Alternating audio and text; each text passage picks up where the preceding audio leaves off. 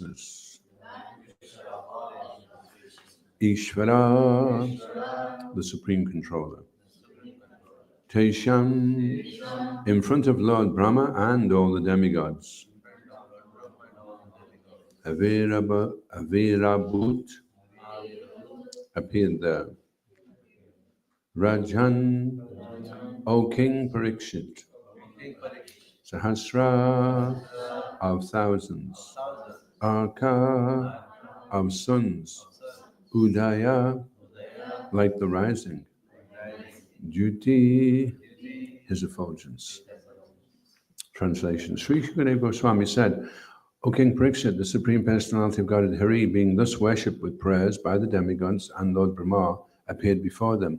His bodily effulgence resembled the simultaneous rising of thousands of suns. So I'll just read the next one. Teni vasasra sarve deva prati hate kshana napashyan kamtisha shunim atmanam cha kuto vibhum. The vision of all the demigods was blocked by the Lord's effulgence. Thus they could see neither the sky, the directions, the land, nor even themselves. What to speak of seeing the Lord who was present before them. So I'll just read the translation for the next one. Lord Brahma, along with Lord Shiva, saw the crystal clear personal beauty of the Supreme Personality of Godhead, whose blackish body resembles a Marakata gem. Has anyone seen a Marakata gem? Whose eyes are reddish like the depths of a lotus, who is dressed with garments that are yellow like molten gold, and whose entire body is attractively decorated. They saw his beautiful, smiling, lotus-like face, crowned by a helmet bedecked with valuable jewels. The Lord has attractive eyebrows, and his cheeks are adorned with earrings. Lord Brahma and Lord Shiva saw the belt on the Lord's waist, the bangles on his arms, the necklace on his chest, and the ankle bells on his legs. The Lord is bedecked with flower garlands. His neck is decorated with the Kaustuba gem, and he carries with him the goddess of fortune and his personal weapons, like his disc and club. When Lord Brahma, along with Lord Shiva and the other demigods, thus saw the form of the Lord, they all immediately fell to the ground, offering their obeisances. Next translation. Lord Brahma said, although you are never born, your appearance and disappearance as an incarnation never cease. You are always free from the material qualities, and you are the shelter of transcendental bliss resembling an ocean. Eternally existing in your transcendental form, you are the supreme subtle of the most extremely subtle. We therefore offer our respectful obeisances unto you, the Supreme, whose existence is inconceivable. By Srila Prabhupada Ki Jai. The Lord says in Bhagavad Gita 4:6, Ajo pisan avyayatma bhutanam ishvaro pisan prakritam swam adhisthaya sambhavame atmamayaya. Although I am unborn and my transcendental body never deteriorates, and although I am the Lord of all sentient beings, I still appear in every millennium in my original transcendental form. In the following verse in Bhagavad Gita, the Lord says, Yada yada hi dharmasya glaniya bhavati bhadasa abhutayanam adharmasya tadatmanam srijam yam. Whenever and wherever there is a decline in religious practice or descent of Bharat and a predominant rise of irreligion, at that time I descend myself. Thus, although the Supreme Lord is unborn, there is no cessation to his appearance in different forms, as incarnations like Lord Krishna and Lord Rama. Since his incarnations are eternal, the various activities performed by these incarnations are also eternal. The Supreme Personality of Godhead does not appear because he is forced to do so by karma, like an ordinary living entity, who are forced to accept a certain type of body. It is to be understood that the Lord's body and activities are all transcendental, being free from the contamination of material modes of nature. These pastimes are transcendental bliss to the Lord. The word apariganya dhamne is very significant. There is no limit to the Lord's appearance in different incarnations. All of these incarnations are eternal, blissful, and full of knowledge. Om Agalatimidandasya Gananjana Shalakaya Chakshurun Militam Jena Tasmai Shri Gurave Namaha Shri Chaitanya Manobhastam Stapitam Yena Bhutale Swayam Rupa Kadamayam Dati Swabhadati Jaya Shri Krishna Chaitanya Prabhu Nityananda Shri Advaita Gadadha Shri Vasali Gaura Bhaktavinda Hare Krishna Krishna Krishna Hare Hare Hare Rama Rama Rama Hare Hare Vanchakalpatarubhyascha Kripa Sindhubhyacha Paritanam Bhavanebhyo Vaishnavebhyo Namo Namaha.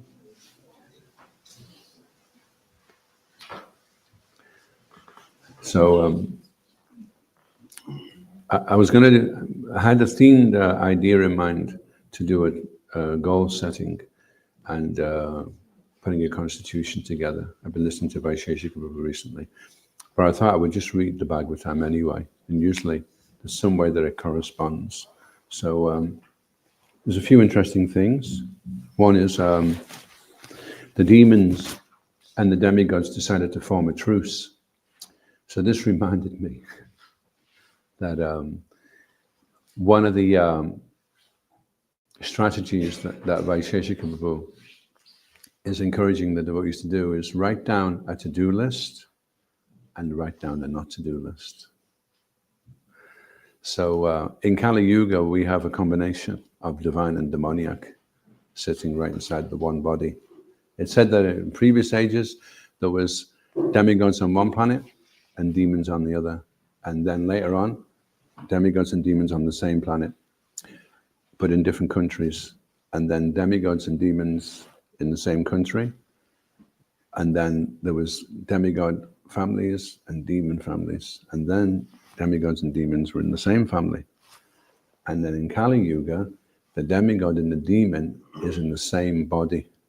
So one day you feel really divine, and the next day you feel really demoniac. So sometimes people have mental health issues because they're not quite sure who they are anymore. It's a type of schizophrenia where you go from one type of person to another type of person. I experienced that at just a small degree before I became a devotee. Having gone through a bit of a turbulent childhood.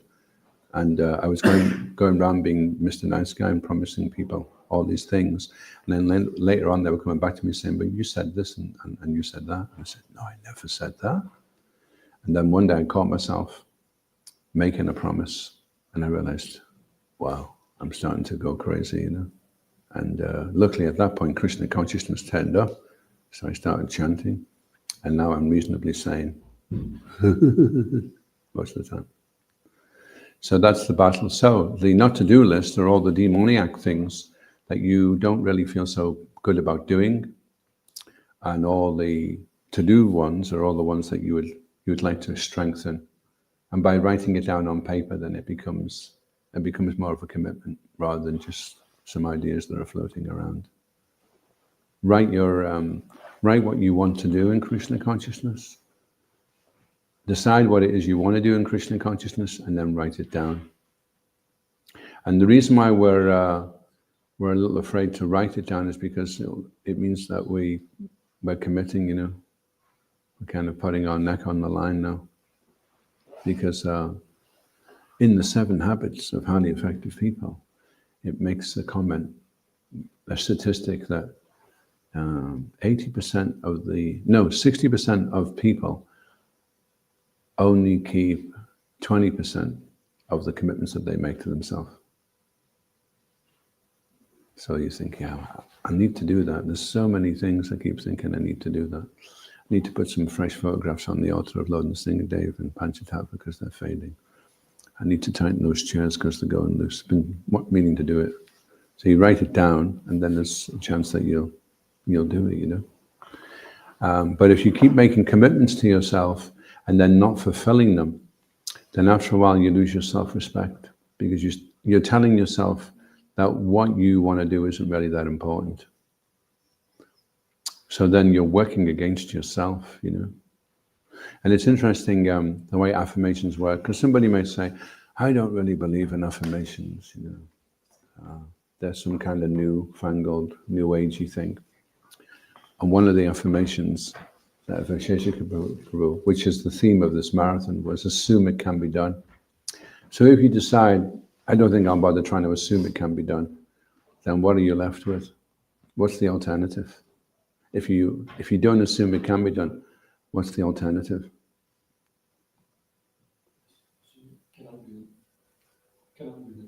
You assume it can't be done. So you have to make an assumption. So why make the assumption you can't do it? If you're running up to jump over a pole, high jump, and just as you're running up to you think, I'm never going to do this, then you're not going to stand much chance of getting over it, are you? They say that in the power of positive thinking, if you throw your mind over the bar, then the body will follow it. So you have this goal that you're aspiring for. And if you really go for it, then everything else will just follow. But you have to assume that it can be done. As Prabhupada said, impossible is a word in a fool's dictionary. And Srila Prabhupada asked the devotees, Rameshwar Prabhu was one of them, I want these 17 volumes of Changing Chants for me to finish in 2 months. And Rameshwar Prabhu said, impossible. Prabhupada said, impossible is a word in a fool's dictionary. So as soon as he said that, Rameshwar thought, there's no choice. We've got to do it. He's told us to do it. There's no choice. And he said, as soon as he assumed that it couldn't be done, then the energy started flowing and he started thinking all the different ways that it could be done, rather than thinking all the different ways that it can't be done.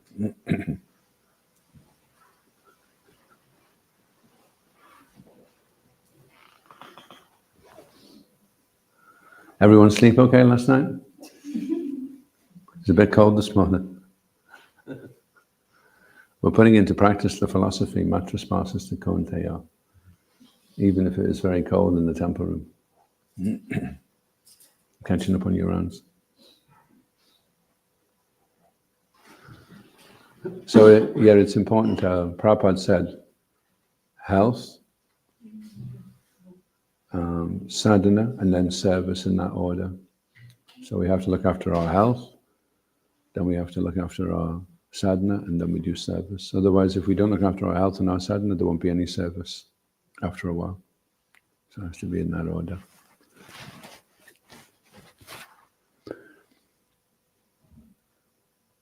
So that was one thing that came to mind, that the divine and demoniac, we form a truce, that we say, okay, I have these things I don't want to do, and I have these things that I do want to do. How are we going to work this out then? How are we going to bring ourselves around? Who knows what it means, this expression, workarounds become turnarounds? And you never heard that. Workarounds become turnarounds. What does that mean? You keep skipping, sorry, maybe I'm trying. If you keep trying to find a workaround, then that might end up, you might end up going that way all the time. Sorry. Just try. Not quite, but thanks for the attempt. Workaround becomes a turnaround. Never. This is another affirmation by Sheshika Prabhu. He says, never make ultimatums, and workarounds can become turnarounds. Workarounds become turnarounds. What does that mean?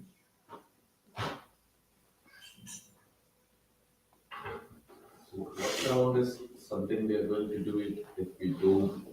I mean, if something goes wrong in our plan. Yeah. There's another one as well, actually, which goes along with that. If it's worth doing well, it's worth doing badly. Something is better than nothing.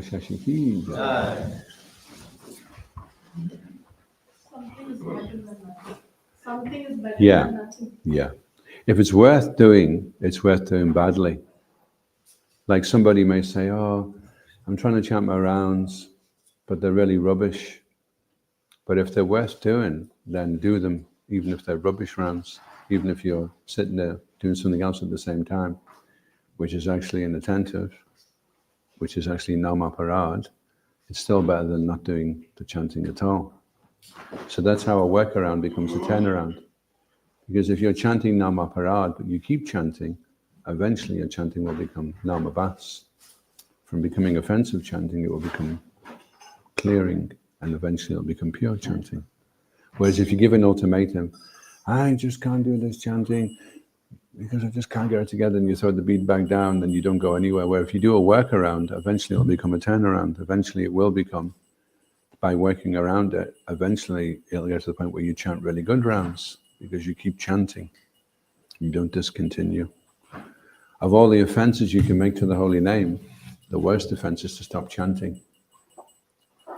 Even worse than the seventh offense. The seventh offense is committing simple activity on the strength of chanting, but at least you're still chanting.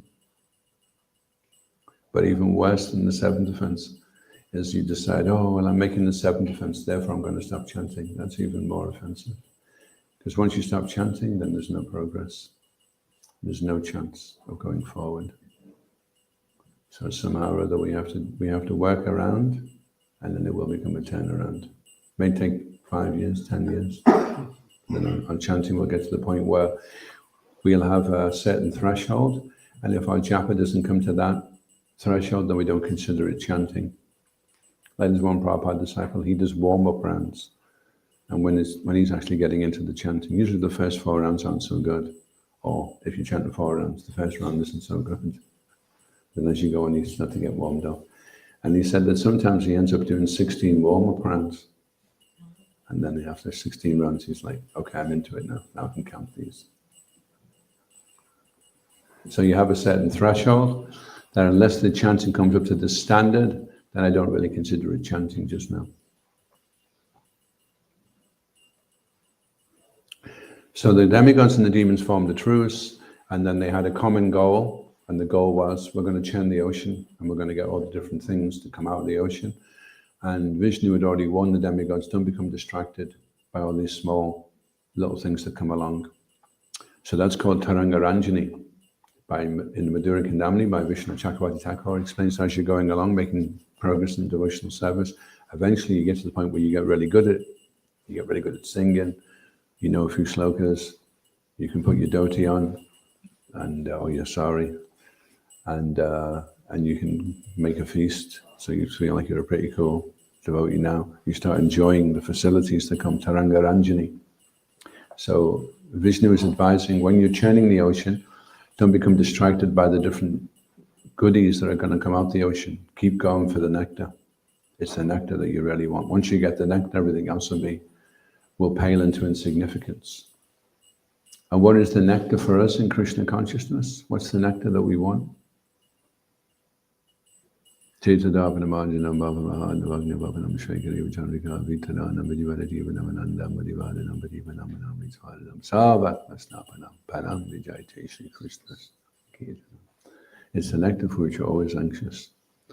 But we may not realize it's the nectar for which we're always anxious until we taste it, and then we realize, okay, yeah, this is the best thing. But you'll only know that if you taste it. Unless you taste the nectar of the holy name, you won't know that this is the nectar for which you're always anxious. And it is possible, as some people, a lot of them are Hindus actually, and they don't even know that they haven't tasted the nectar for which they're always anxious. They've not really cracked into what it is that their culture is offering them, which is the chanting of the holy name. Any comments or questions?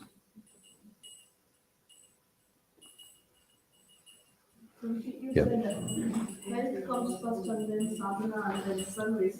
Yeah. So where the swadhyaya and reading Srila Prabhupada comes in, which are, is it after sadhana, swadhyaya and then service, or?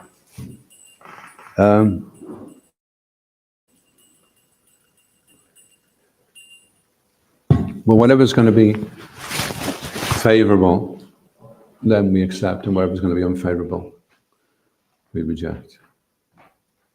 Like one devotee, he was fasting and chanting 64 rounds, and he was doing this, and then he was doing that, and then he wants to live in a house in a tree. And Prabhupada, he was doing it for quite a while, and eventually he said, and I want to do this. And Prabhupada said, as soon as you say I want, then it's just sense gratification. So Prabhupada wanted us to cooperate together.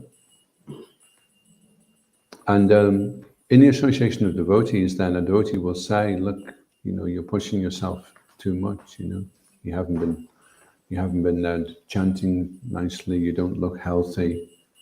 So by cooperating, we can get feedback, and then that can help us to finely tune, We may not be so aware ourselves of what is good and what is bad, but others will see it, That's why if we're in a group, if we're in a Sangha, then we can all watch out for each other. And if someone's looking a bit down, we can go over and say, is everything okay? Have you got too much to do, too much work to do, too many bills to pay, whatever it is? And then we work together as a team, as a family. So that's why it's important to stay in the association. It's not a movement of everyone just getting on with their own spiritual life and good luck to everybody else, We'll only make it if we all work together. That answer the question? Yeah. So if we were going to sit down and set some goals, you don't have to say what the goals are, but do you think that would be a good idea? Yeah. So goal setting is part of a constitution where you decide what are your important values, what are your priorities, what are the things that are getting in the way, what things do you feel are deeply right, even if challenging, and then your to-do list and your not to-do list. So you're starting to now take some serious time out to evaluate what you're doing with your life and where you're going, what your progress is. And how are you going to, if you have goals, then you can gauge whether you're making any progress or not. It's like being out in the ocean and you don't have a compass. You're just kind of floating around in the ocean, but you don't really have anywhere to go. You just know you've got to stay afloat. So it'd be better if you're in the ocean, if you could see land and you were heading in that direction. And for us, land is Nishta, Majjhima, Adhikari. We're looking to get to that solid ground where we're fixed, where we don't go up and down. We're always enthusiastic. We're always chanting. We're always doing service. We're always following the principles. That's Majjhima Adhikari. And the Majjhima Adhikari is the best preacher. Better than the Uttama Adhikari. That's why the Uttama Adhikari becomes a Majjhima Adhikari, because the Majjhima Uttama Adhikari is a more powerful preacher. But for us, what's highly consequential is that we have preachers that are very deep in their understanding of Krishna consciousness, which is what our Majjhima Adhikari is. And so he has the biggest impact on people when he's out distributing books.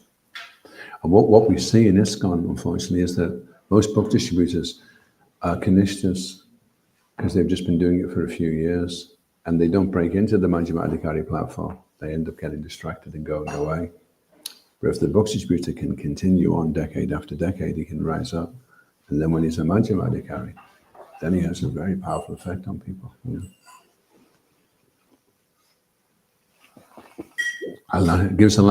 He leaves the person with a lasting impression. The person goes away thinking there was something really special about him, and they never forget that. So we have the opportunity where most of us are in the Kanishta stage and we're trying to rise up to the stage where we can become fixed. And that's really when everything becomes very powerful, So it does take a certain amount of patience. But if you're starting off young, then you've got less unwanted things, because a lot of the unwanted things, you acquire them in secondary school. in amongst your pals who were saying, have you tried this yet? Have you tried that yet? So that by the time you come out of the educational system, you're a seasoned Kali Yuga specimen. They did a test on these kids at school, 11-year-old kids, what they knew about pornography. And the teachers had to Google it, and they didn't know what it was. Because it's just they're so exposed, it's so easily available. So by the time they come out of the educational system, there's so much samskaras in there which are bad impressions. And then you've got to try and get free of all that now in the Ananta Nivritti stage. But if in the beginning stages, the kids are already immunized, then that type of thing won't register. They won't be interested or attracted. They'll know, oh, that's activity in the mode of ignorance, and it'll lead to rebirth, probably an animal body. I'm not interested in that. Whereas kids don't know that, do they? They just think, oh, this looks interesting. That's why in the Ishopanishad it says you have to be aware of nescience and knowledge at the same time. You have to know the dark secrets that are there in Kali Yuga to be able to avoid them. You can't just walk around innocently and naively. Like I was just reading this morning, Rishaya Shringa was a boy that was born with a deer horn coming out of his head. Shringa, yeah. And he was his father wanted to keep him away from any females, so he didn't know what a female was. So when the kingdom had heard that if they could get him to set foot on their land, it would bring rain again because they were going through a terrible drought. So they wanted to entice him out. So they sent some girls along. And because he didn't know what it was, he thought they were brahmacharis with bumps on their chests. So he kind of just went along, you know. He was wondering why he was so attracted to the brahmacharis. So if he'd have been aware, if he'd have been forewarned, he would have been forearmed. So we can educate the kids like that to avoid those things. And then it'll be easier to get free from wherever other anatas are there from their past lives. They can just work them off and then hit the Majjhima Adhikari platform really quickly. Become fixed. Hare Krishna. First of all, fixed physically, in the right place at the right time, doing the right thing. Then fixed vocally, saying the right thing at the right time, in the right place. And then mentally, always thinking the right thing at the right time, in the right place. Then the Majjhima Adhikaris. Yeah, you have a question? Oh. Anybody have a question? Yeah, Rainus Brew. Thank you, Prabhu. So this process of going to Majjhima Adhikari, it also requires to develop this good character, right? These 26 qualities of Vaishnava is also part of that, right? Or is it that comes just naturally, or we should kind of work on these qualities, and then it's also Majjhima Adhikari also have all these qualities, right? Just for the benefit of those who didn't hear that question, could you say it again in a very concise way?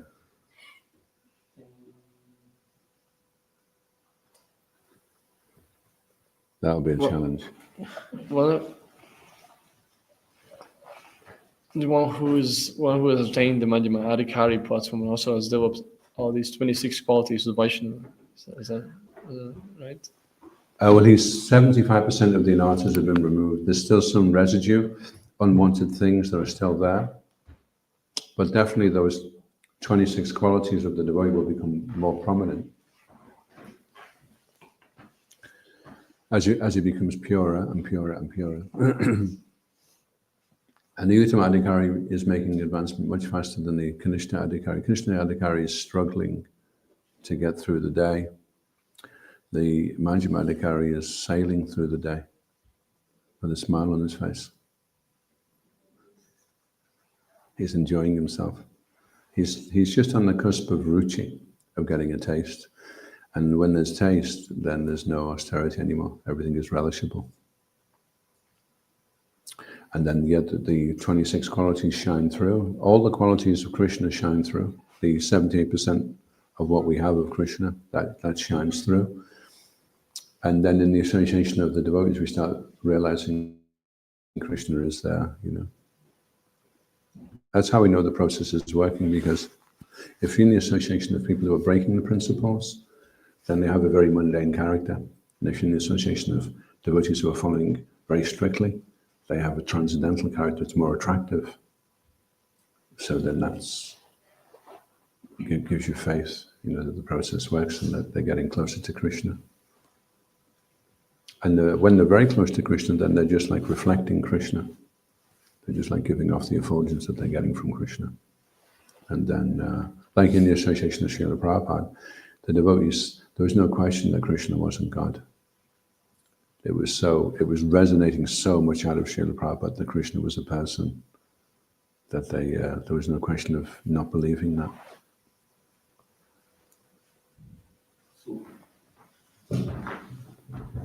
Just a quick question to me about how do we recognize or realize ourselves that we are progressing, because We listen to our wives. She's like a CCTV on legs. She's like the spy, you know. That's what I found when I got married. You don't get away with anything. What do you think you're doing? Putting this here? I've told you already. You don't get away with anything. And so you either you fight it or you just accept, okay, I can't cover this one up. I should have put it away. I'll just have to start putting it away. Whereas if I was on my own, the house would be a real mess, actually. I'd know everything was, though. That would be one good thing. I wouldn't be looking for box 47 to find it. I'd know it was where I threw it in the corner the other week. So that's the joys of Grihastha Ashram. And if you have a wife who's very strong in Krishna consciousness, then that's a blessing. It may not seem a blessing at first, and you'll have to do a workaround for it to become a turnaround. You have to work with it, although it's maybe uncomfortable and irritating, but eventually it'll be a turnaround, because you'll be like, actually, I'm going places here, you know. Yeah. It's the second time I'm hearing this same instruction, because on our initiation, I forgot one of the regulatory principles, intoxication, and then she reminded me, and Guru Maharaj said, do you have to remind him for intoxication? So I had to think about this initiation, and then he said, I think wife is strong, should be okay. She'll compensate. Actually, both the married couple, they compensate for each other.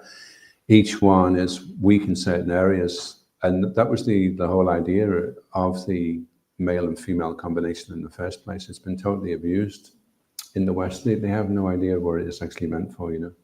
But it's actually meant that you're with this person and you have a common goal. You're each other's friends. You're watching out for each other. And the areas where she is weak, you can help. And the areas where you're weak, she can help. And so as a combination, as a team, it becomes a very, very powerful team, you know. Where it becomes problematic is when one member of the team suddenly decides that they don't actually want to be that Krishna conscious after all, and this person is really annoying them. Then even if they're compatible astrologically, if they don't have the same intensity of desire to want to achieve Krishna consciousness, then that can cause problem. But if the person who's just weak or lazy and accepts, yeah, I should be doing this, then that's okay, that's workable.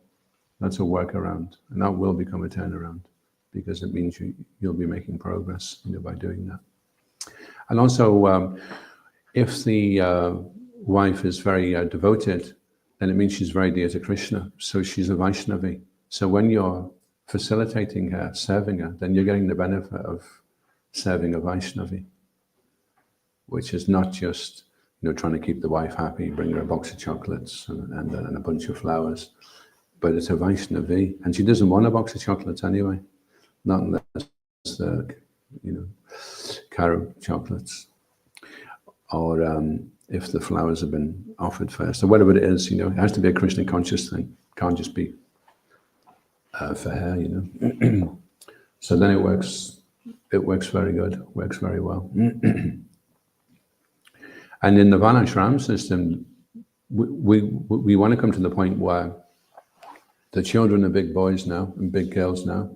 It's up to you, We've done our bit. We're heading off now to the Dhams. We're just going to travel. We've done our best for you. Now we're absolved of our responsibility. Now you're 25. It's up to you. I'm not going to push you anymore. If you don't want to do it, that's fine. If you do want to do it, that's fine. I'm heading off to the Dham. That's supposed to be 50 to 75. You just travel. Very, very simple. And then 75. If it's 75, you're not ready to leave this world, then you've missed the boat. You've blown it. You're going to be coming back again. So you've got until you're 75. And that's if you've got good health. If you think you're going to pop your socks at 80, then you're going to have to start looking at being serious about leaving the world at 60. Leaving it all behind, And it's just, for me personally, I was 63 the other week, and it's hitting me so hard now that a lot of the fun that people are getting into in the material world is based on the principle that it's eternal. That they don't realize that that's what's underlying it. When you're young, you're thinking, oh yeah, I know I'm going to die, but I'm practically going to live forever. So I'm going to get this and I'm going to do that. And everything's exciting and fun. But when you get into the end, it's like, why get into this? It's just a waste of time. We're going to have to leave it behind anyway. You get into that stage where you're seeing it's futile. There's a picture in the Light of the Bhagavatam, that book, but Prabhupada did in the Japanese style. And it shows you these fish swimming around in a little pool. And then it says, these fish are now in the mountain, and they're in this pool of water, and the sun is burning heavily down. It's coming down to the peak of summer, so it's very, very hot. And every day the water in the pool, it goes a little bit less. But the fish, they only know the pool. They have no alternative. They could have gotten out the pool, but now it's too late. So every day it just goes down a bit more, and it becomes more and more pathetic. They're just, how are you doing? Oh, not bad actually. Let's go for a swim. Well, we can't go for a swim because there's only 3 inches of water left. We can maybe just wriggle about a bit. Well, let's watch the telly then and do something. But it's actually getting to the point now where it's just such a waste of time. You have to be ready to leave the pool once and for all. I've been giving that book to people and opening it at that page. I think it's page 68. And I say, just read that. Once you've read that, it'll be a game changer. This will be a major breakthrough in your life. It'll be a turning point. And then they look at it, and you can see the little cogwheels are going around. They're like, and then they just put it down and go and distract themselves with something else, But at least it goes in. Once it goes in, all the different things that are being said in the books, they're all little seeds. And when they go in, that's why goal setting is really, really powerful. If you decide what you want to do, Krishna conscious, and you write it down, you've just planted a seed. And they say that your pledge is your wedge. So if it's a very, very small thing, say you're trying to stop overeating, and you say, okay, today I'm going to take a spoonful less of rice. And your mind's like, okay, I think I can handle 1 spoonful less of rice. And then you do it. And it's like, that was pretty good, actually. I feel good about that. How can I go for 2 spoonfuls less of rice the next day? So the wedge has to be very thin on the edge. And that's how you can bang it in. I'm just going to do 1 book a year, 1 small book a year. And then you do it, and then you say, do you know, I think I could go for 2, actually. And then you keep banging it in. Before you know, you're doing 100 books a day, But it has to start off with something doable. That's how you start. And the same with the goals. It has to be things you know you can achieve, and then it will lead to other things. Yeah. So regarding goal setting, Guruji, so for Kadashiyatra, I think this day workout, so that's why I'm commenting on that.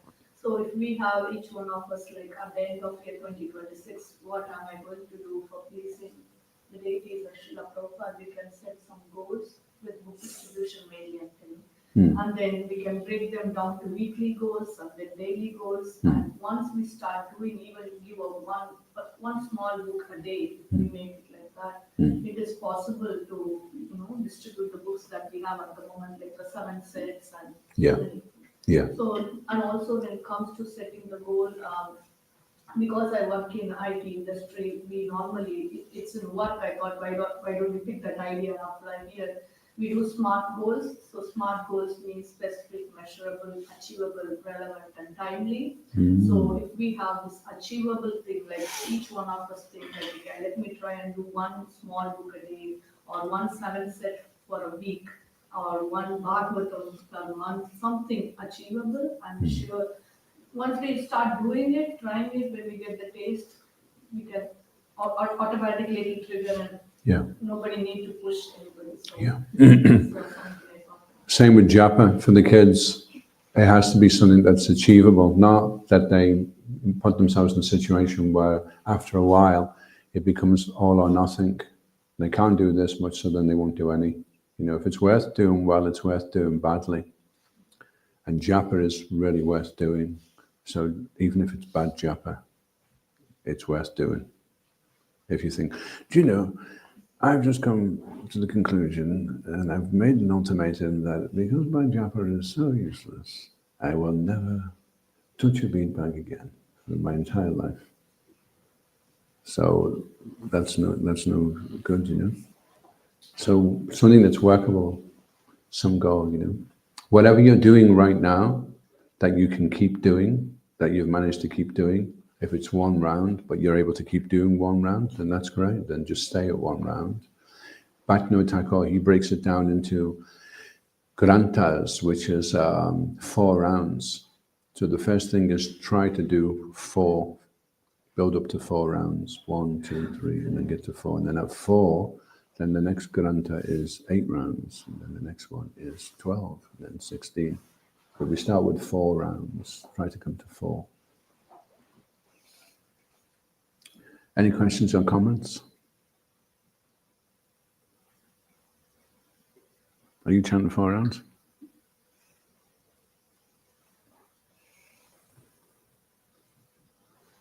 Yep. When do you know when to increase your goals? Nice question. When do you know when to increase your goals? Anyone, any ideas? When do you know when to increase your goals? When you're getting comfortable. When you're getting comfortable? When you're steady at your previous goal. When you're steady Yeah. at your previous goal first. Yeah. Yeah, actually, I'm doing some exercise now, and it's ridiculously small, the amount of exercise I do. I do 15 of these against the counter, 15 of these, and then the plank for 30 seconds. And sometimes if I'm doing really well, 60 seconds, and that's all I do, But one day, and it's happened a few times, I've got really enthusiastic and I've overdone it too soon. And it's like wrecked me, Especially when you're older, when you're not used to certain muscles. And so now I'm realizing you just do a very, very small amount that you can cope with, and then naturally you'll get stronger, and then you'll be able to increase once you've built up your muscles. So you stay at something, because when you first do something, it may be difficult to do it. Then suddenly you get used to doing it, and it's like, actually, this was really tough in the beginning, but now it's actually quite easy. So when it becomes easy, then you can step up the pressure a little bit more. Just like when you're doing weightlifting, where you start with 1 and then it gets a little bit heavier. And then once you get used to that, then a little bit heavier.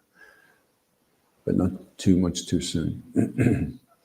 And self-realization is we can put ourselves in a situation where we're getting pushed to some degree, but we have to want to do it. Self-realization means we want to do it. We go and take the association of this devotee because we know he will push us, and we work under this devotee because we know he's of a high standard. So we put ourselves in situations like that. We have to initiate that ourselves. We have to choose to do that ourselves. Otherwise, we just remain victims of circumstance. It's only when we take responsibility that we can actually do something. Otherwise, we're victims. A victim cannot be a victor. You've got to be a victim or a victor. And if you're a victor, then it means you take responsibility for whatever it is. And responsibility means the ability to respond. Really, that's what it is. When you're reading Srila Prabhupada's books, how are you able to respond? Can you read it and think, wow, I need to become a pure devotee?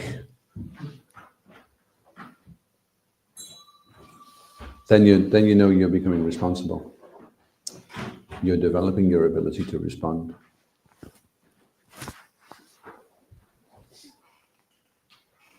And there's a difference responding to being intelligent and reacting. You know, so like when we react, it's we're just playing out our preconditions, sort of reacting to being responding to intelligence instead of. Yeah. So what do we do if we chant japa and we find it really boring? Anyone find japa really boring? They get really sleepy or distracted when they're chanting. They can't really be bothered doing it. They're doing it because their mum is going to get in their case. But if they had half a chance, they'd be soon to be doing something else. Anyone experience that?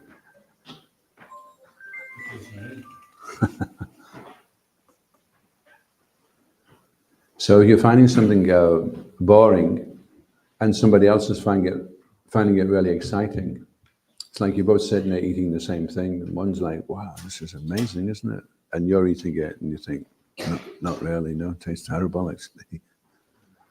So then you'd be curious, how come it tastes so good to you and it doesn't taste so good to me? And then we can gain the insight into the reason why japa is boring is just because we're not doing it properly.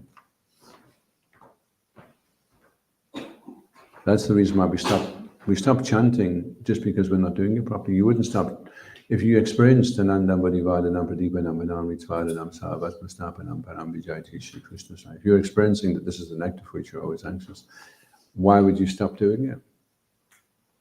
If you don't have enough time to chant, it just means you don't like chanting. Like if you see somebody really thin, right, and you say, well, what's wrong? God, I just haven't got time to eat.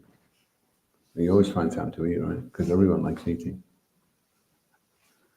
But you don't find time to chant because you don't really like doing it. That's why you don't find time.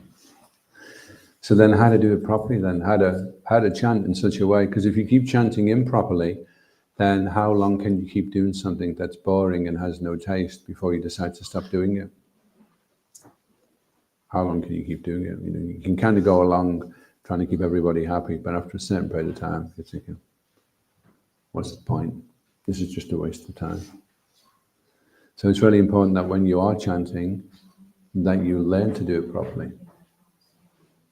And then if you're doing it properly, then you definitely will not want to stop, you know. It may be that you're chanting, you do a week's chanting, and in that week, you only really chant properly once. Actually, you've got 28 days. If you're chanting and you do terrible rounds, and you do terrible rounds, and you do terrible rounds, and you do terrible rounds, for 28 days, it becomes a habit. You'll be chanting terrible rounds now for the rest of your life because that's just, you've convinced yourself that that's as good as it's going to get. But if one of those 28 days you chant really good rounds, then you'll be thinking, wow, that was a really amazing, that day I chanted really attentive, the rounds were really sharp and tight, and wow, everything was so easy to do that day, you know, it was fantastic. Then make sure it's not 28 days before the next time that you chant like that. Otherwise you'll develop a bad habit in between.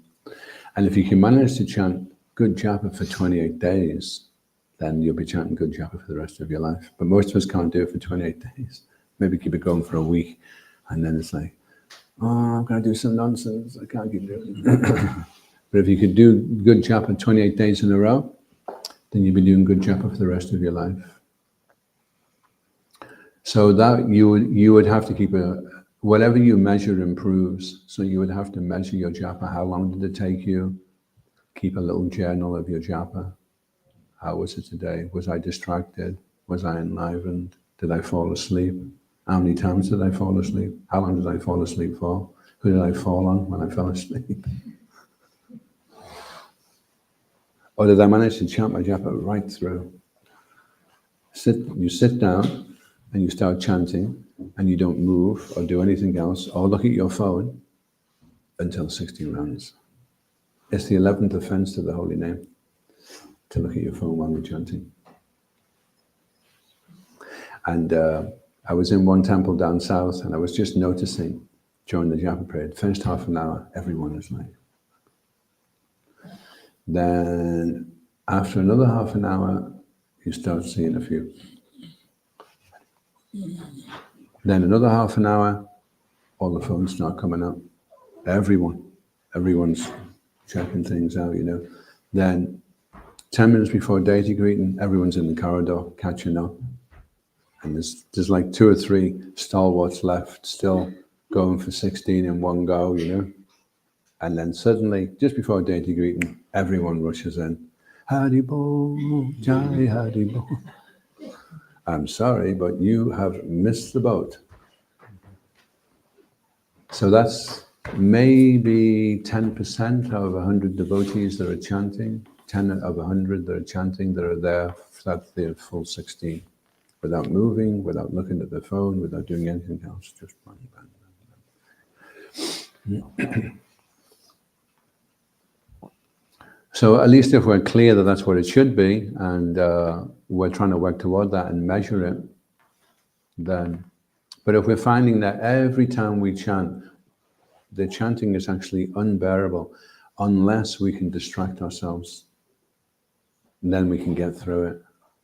I can just kind of go, then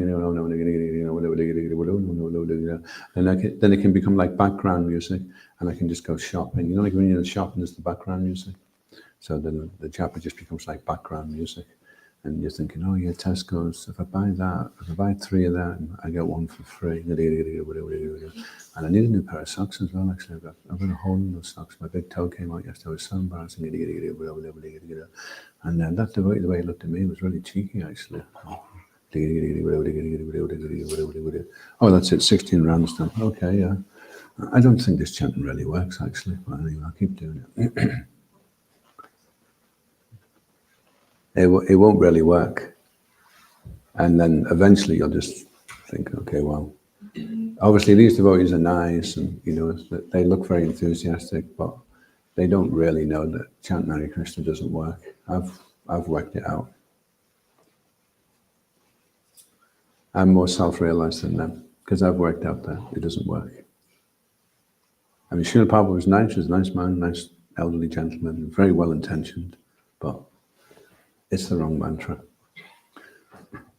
It should be 3 for 2 at Tesco's. That's a good mantra. 3 for 2 at Tesco's, 3 for 2 at Tesco's. I can do that for hours. 3 for 2 at Tesco's, 3 for 2 at Tesco's. That's a much better mantra. Any questions or comments? So the general theme is goal setting and having values and priorities. What do you consider very important? And then with priorities, it'll change. One thing will be your priority. And then as you go, your priority may be that you want to make a lot of money. And as you're going along, you start realizing, actually, you've been reading the books a bit and you're thinking, actually making the money is okay, but I'm spending valuable time doing this. Maybe I should sacrifice some of the money so that I've got more time on my Krishna consciousness. I mean, it's a balancing because obviously we need money. But the problem with money is there's never enough, whatever you get.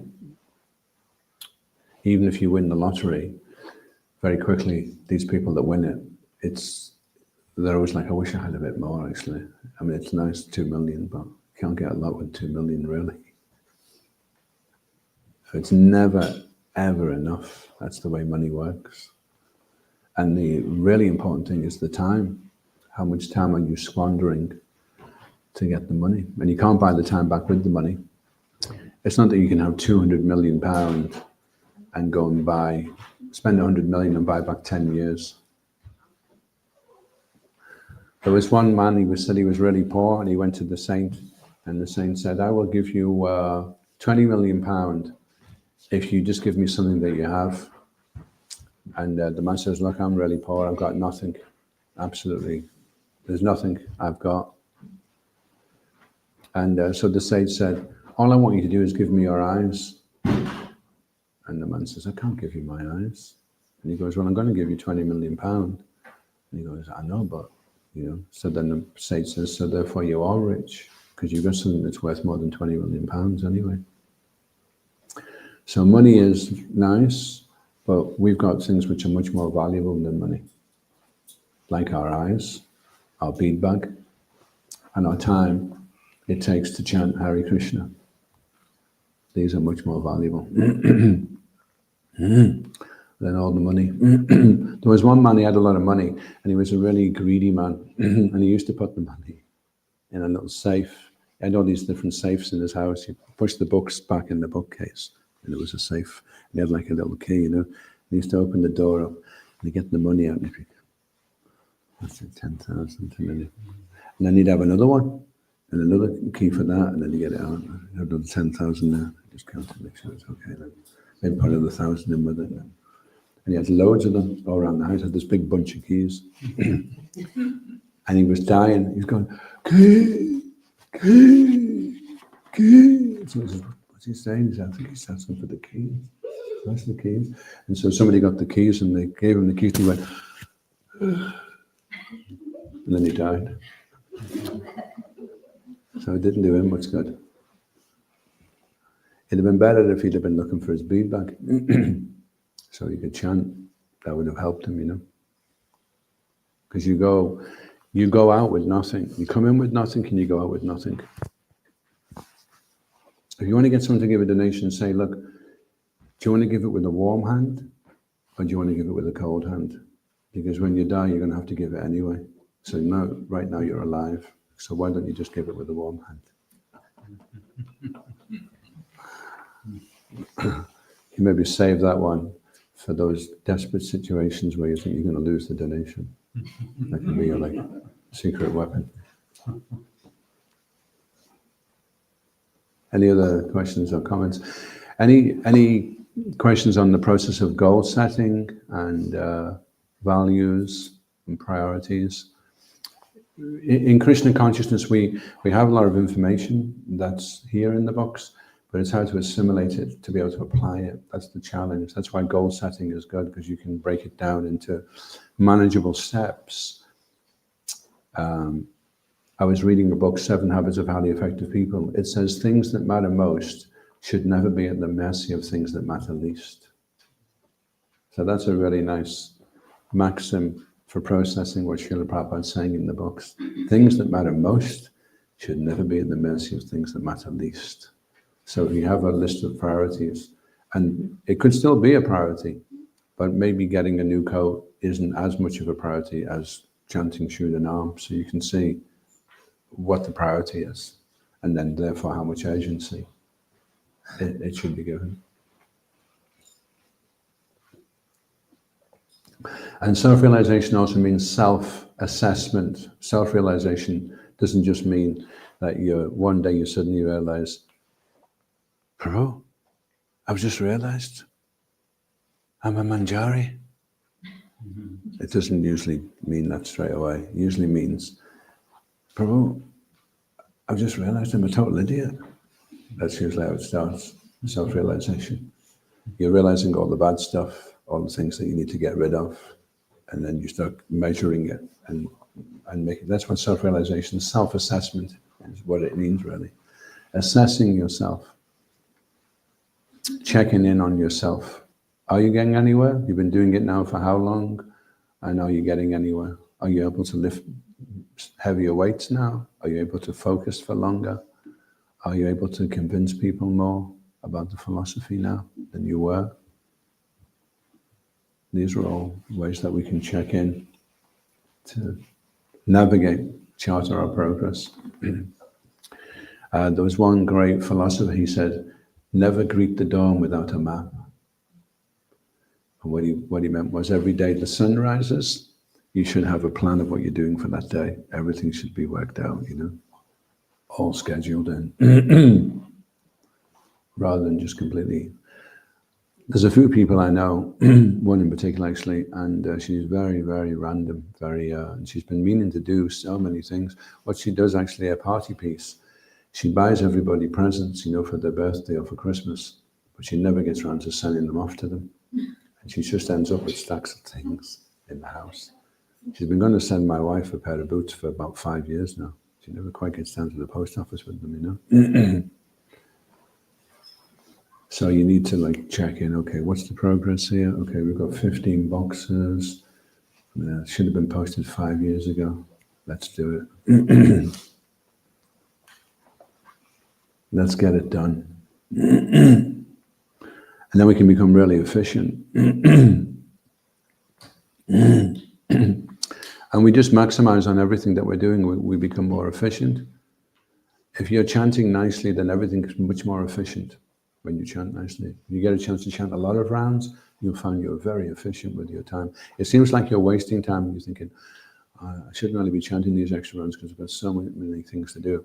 But when you chant extra rounds, so many things that you wanted to get done, they get done faster. So you actually save time by spending more time chanting, actually.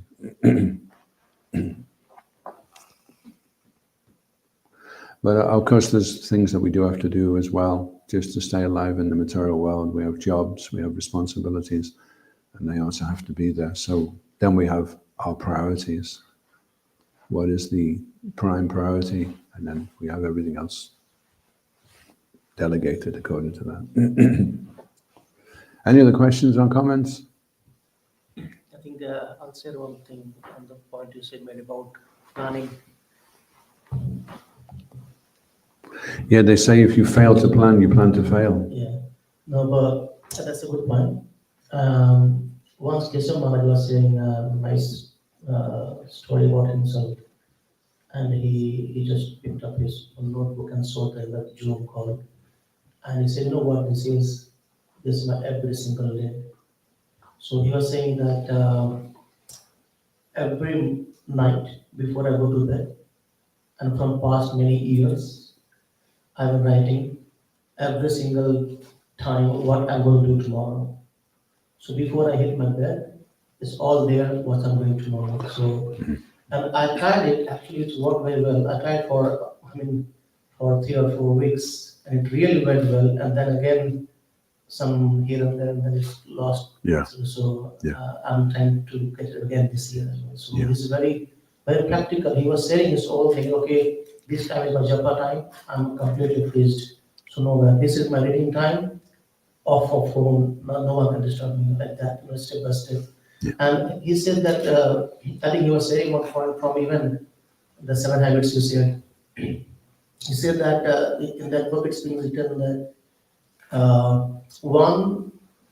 number one to the power 365.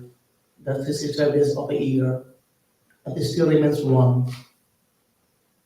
However, if you do 1.01, means 1.01 to the power of 365, it becomes 37. So it means he says adding 0.01 every single day for the whole year makes a huge difference. It becomes 37. So he said that 1 is your regular activities of your job, family things. Add 0.01 properly to Krishna consciousness, and a year you will see multiply 37 times. Yeah. Yeah. One thing as well as you may do something and it works really well for a while, and then you discontinue it.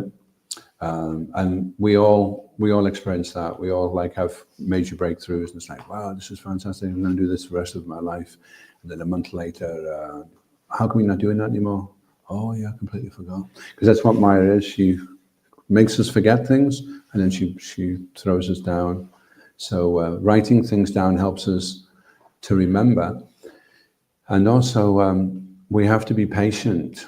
A person who's determined is patient, whereas a person who's impatient doesn't have determination.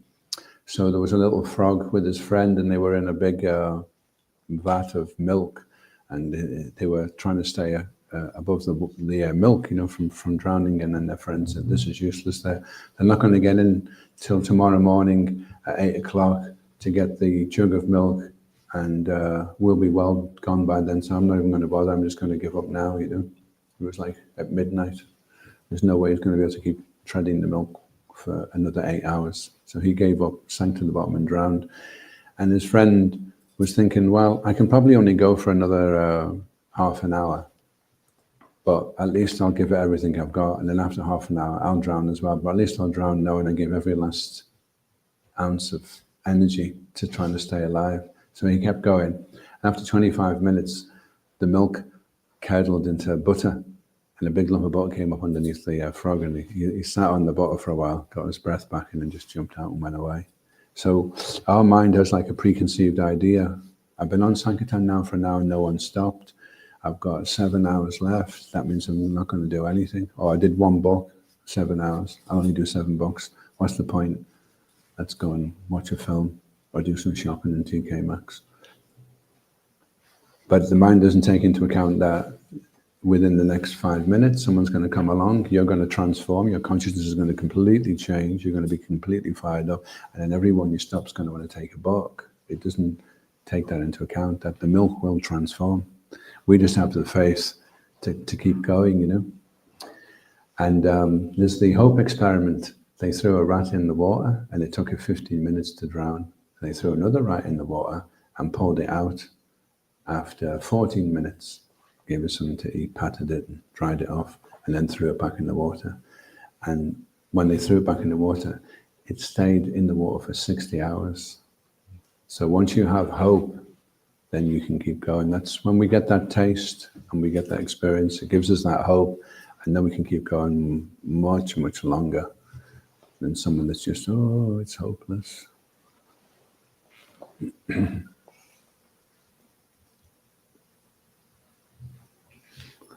So yeah, good to write it down and keep a track. And even if it's not, you missed it in the beginning, we were saying if it's worth doing well, it's worth doing badly. So if we're perfectionists, it's like all or nothing, but you can just have a workaround. It's not ideal, but if I just keep working with it, it will become a turnaround. Just let me, this is the situation Krishna's put me in. He's given me this mind. I've got these desires. I've got these anartas. It's way, way beyond, below what the standard should be. But I accept that and I want to work with it. And then that workaround can become a turnaround. You know? Yeah, Maharaj was saying the same thing. He said, fake it to make it. So keep making yourselves, get up early morning, try to chant, and then gradually you can actually make it as well. I said that to Shiva. Our Maharaj said, should we fake it until we make it? And he says, I don't like fake. It's not faking, because we're just trying to do the right thing. So it's not really a fake, you know. We are, maybe we're not completely into it, we're not getting the taste, but we're doing the right thing, you know. And then we'll just become more aware of that as we become more and more purified, you know. So we have, and we were just saying in this, it's saying there's a truce between the demons and the demigods, and they decided they were going to work together. So we have a demoniac side to us, and we have a demigod side to us. And when we call a truce, we say, okay, look, you're doing all these horrible things, and I'm going to put these on my not to-do list. I don't want to keep succumbing to this. And on my to-do list, my good side, I want to make my good side stronger, you know. Like the two wolves in the heart, the one that wins is the one that gets fed. So we want to keep feeding the to-do list and keep starving the not to-do list. And eventually that wolf will die. I mean, sometimes I feel very difficult. So I realize that when the chanting goes smoother, continuously, it just becomes nicely. But once a break, maybe, for example, I chanted for 2 weeks very nicely, and then 2 days bad chanting, and then I don't know why it continues so longer. Then it's become difficult to come back again to the same set of chanting. Yeah. So, any suggestions for those things? I remember one devotee, he used to say, once you've done it once, after that it'll be easy. But I didn't find that. I found that when you do something once that's really difficult, you do it because you don't realize how difficult it is. And then when it comes to doing it the second time, it's much tougher because now you know what it is that you're going to be taking on. And then you're not so keen on doing it. So, and that's why, you know, if devotees bloop, they're in Krishna consciousness and then they leave, it's very hard for them to come back, because in the beginning you just think, oh, it's going to be nectar, oh, haribol, you know, and then when you actually get to do it, it's like, wow, this is really tough. And then when you go away, you know it's going to be hard work and it's going to be intense, and then you're like, no, it's okay, I'll just leave it for this lifetime, or maybe next one, you know, because you already know what's going to be coming, because whatever the difficulty was that you got brought to that made you discontinue, you know you're going to have to go back to that same point and go on from there, you know. So that's so you need good association, you need good knowledge, you need patience, and you have to maintain enthusiasm and confidence. You have to be confident that it is possible to do it. So these are all prerequisites for achieving it. And even if you do everything nicely and you get to the stage of asakti and you're like a really good devotee and everyone loves you, still Krishna is reluctant to give bhav. Even when you're doing everything really well for so long, then you just have to wait. So it's a real... Guru Govinda Maharaj was saying, this is the school of crying. We're learning how to cry. Oh, Krishna, please. Unless, he says, Krishna won't give it unless you cry. You can't get it comfortably. You can't just say, Haribol Krishna, did 1 million books. Give me the praying now, eh? Only when you're crying. You can't avoid the crying part of it. You have to go through the crying bit. Heart-rending lamentation is one of the qualities. You chant meditating on the meaning with eagerness and connection, and with heart-rending lamentation. They're the 3 rules for chanting properly. So we're thinking, could we just avoid the heart-rending lamentation and just chant eagerly? Will that be enough? And part of the crying is that we become so frustrated, and we're experiencing so much vipalamba, so much separation from what perfection is, you know, but that's part of the process. How else are you going to feel lower than the straw in the street? Unless everything's smashed, and you actually feel lower than the straw in the street. You know, Haridas Thakur wasn't going around saying, Haribol, I'm the Namacharya, do you want to pay your obeisances? I mean, I am Lord Brahma, after all. He wasn't feeling like that. He was feeling, he had no taste for the name. He was chanting 300,000 names a day, and he was begging for a taste for the holy name. And he said, I'm just an insect. Why are you keeping me around? You're going to be leaving soon. Let me go before you. And Lord Chaitanya says, how can I let you go? I need you. And Haridas says, stop playing games with me. I'm just an insect. I'm nothing, you know. So that's how we're going to have to feel. And you can't pretend to feel like that. You've got to feel like that. So that's one of your goals. Feel like an insect. Our goal is to become humble, to feel like everybody else is better than us. Somebody was asking the other day on Japa Sangha, how can you feel humble when you meet someone, he's a butcher, he's smoking a cigar, he's just had a bottle of vodka. Surely that guy's way, way down from where I am, you know. But you can feel humble because you can think, if that man had as many Mangalati sweets as I've had, and done as much japa and had as many lectures from Srila Prabhupada as I had, he'd be doing much better than I am. So that way you can stay humble. Okay, I'll finish for now. ISKCON Guru Vrinda ki, Srila Prabhupada ki, Gaura Premanandi, Hari Bol. All of you ki. Yes. Do you want to tell them what the program is?